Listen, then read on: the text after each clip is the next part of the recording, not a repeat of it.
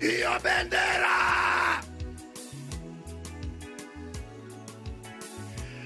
Kenya!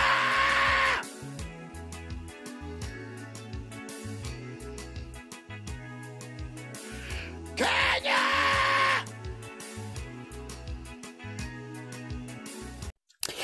Msikilizaji na mtazamaji wa World Evangelism TV na Radio, karibu sana. Kama kawaida, tunakaribisha moja kwa moja. Tumekuwa tukikupa yale ambayo yanaendelea katika mji wa Kisumu, mahali ambapo mtumishi wa Mungu alikuwa na crusade ama mkutano wa injili wa siku 5, na hivi leo tuko katika siku ya 5. Naamini usiamini, mtazamaji na msikilizaji, mambo ilikuwa moto sana na mambo ilikuwa hatari kabisa, ukiona jinsi ambavyo watu wanasherehekea, na ndio mwanzo ambao siku ya 5 crusade ilikuwa inaanza ya asubuhi, lakini sasa ukiangalia ni mambo ilikuwa safi kabisa. Na kama kawaida, ndio maana tunakuambianga kwamba mambo ya Mungu ni matamu ukiwa unampokea Mwenyezi Mungu, na ukiwa unamtumikia Mwenyezi Mungu mambo ni matamu zaidi, na watu wanafurahia sana ukiwa katika uwepo wa Mwenyezi Mungu.